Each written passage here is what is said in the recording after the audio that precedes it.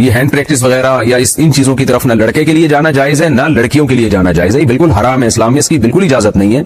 سورہ قد افلح المؤمنون میں بھی اللہ نے حکم دیا, اور سورہ معارج میں بھی کہ الا علی ازواجہم, کہ مرد اپنی بیوی کے علاوہ اور عورت اپنے شوہر کے علاوہ کسی تیسرے راستے سے اپنی خواہش پوری نہیں کر سکتے, نہ ہاتھ کے ذریعے نہ کسی اور ذریعے سے. تو اور حضرت عثمان ابن مظعون رضی اللہ تعالیٰ عنہ, یہ بھی صحیح حدیث ہے, فرماتے ہیں ہم سفر میں ہوتے تھے, بیویوں سے دور ہوتے تھے, تو ہم پہ عورت کی جدائی بہت شاق گزرتی تھی, اپنی شہوت پہ کنٹرول کرنا بہت مشکل تھا. ہم نے نبی سے اجازت مانگی کہ ہم اپنے آپ کو کسی طرح خصی کر دیں, نامرد بنا دیں, تو آپ صلی اللہ علیہ وسلم نے اس سے منع کیا ہمیں. اب آپ دیکھیں حضرت عثمان ابن مظعون اتنی شدید کنڈیشن میں کہ اپنے آپ کو نامرد کرنے کے لیے وہ تیار ہو گئے تھے. فرمایا, حدیث کے الفاظ ہیں, لو اجازنا لاختصینا, اگر نبی ہمیں پرمیشن دے دیتے تو ہم اپنے آپ کو نامرد کر دیتے, یعنی ہمیشہ کے لیے نامرد ہو جاتے. تو اس قربانی کے لیے بھی حضرت عثمان ابن مظعون تیار تھے کہ اتنا خطرہ تھا ان کو, لیکن نہ انہوں نے نبی سے پوچھا کہ کیا میں ہاتھ سے اپنی خواہش پوری کر سکتا ہوں, نہ نبی نے ان کو بتایا کہ تم یعنی ہاتھ کے ذریعے مجبوری میں اپنی خواہش پوری کر لیا کرو. نہ نہ نہ نہ, نبی نے ان کو بھی حکم دیا ایسے موقع پہ, تزوجوا الودود الولود فانی مباہی بکم الامم, محبت کرنے والی عورت سے اور اولاد جننے والی عورت سے نکاح کرو, میں تمہاری کثرت پہ قیامت کے دن فخر کروں گا.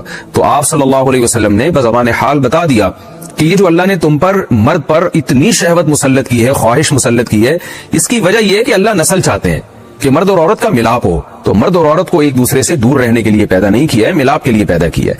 تو اس لیے ایک ملاپ کی ایک ناجائز قسم ہے, ایک جائز ہے. ناجائز ہے گرل فرینڈ بوائے فرینڈ, یہ حرام ہے. ولا متخذاتی اخدان, ولا متخذی اخدان قرآن کے الفاظ ہیں, کسی لڑکی سے تمہیں دوستی کی اجازت نہیں ہے. اور جائز طریقہ کیا ہے جو سورہ مومنون میں اور سورہ معارج میں اللہ نے بیان کیا, الا علی ازواجہم, کہ اپنی بیوی بنا کے اپنی خواہش اس سے پوری کرو.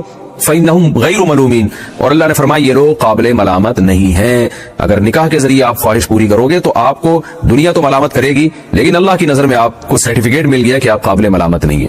یہی وجہ ہے کہ علماء نے لکھا ہے کہ جو بیوی کے ذریعے بھی اپنی خواہش پوری کرے نکاح کر کے, اسے ملامت کرنا, اسے تانا دینا, اس پہ کفر کا خطرہ ہے, کیونکہ اللہ نے اس کو سرٹیفکیٹ دے دیا کہ یہ قابل ملامت نہیں ہے. تو اپنی جانوں پہ ہم سب کو رحم کرنا چاہیے. زنا معاشرے میں بہت تیزی سے پھیل رہا ہے. کو ایجوکیشن سسٹم نے تو ہمارے فیملی سسٹم کو تباہ و برباد کر دیا ہے. تو اللہ میاں نے جو اجازت دی ہے, الا علی ازواجہم او ما ملکت ایمانہم, اور کیا فرمایا, فمن ابتغى وراء ذلک, جو نکاح کے علاوہ, اللہ نے ذالک جو ہے نا اس میں اشارہ ہے, ہاتھ سے اشارے کے وقت یہ ذالکہ کا لفظ استعمال کیا جاتا ہے. گویا اللہ نکاح کی طرف نا, بیوی کی طرف اشارہ کر کے کہہ رہے ہیں کہ اس کے علاوہ کوئی اور راستہ اگر تم نے اختیار کیا.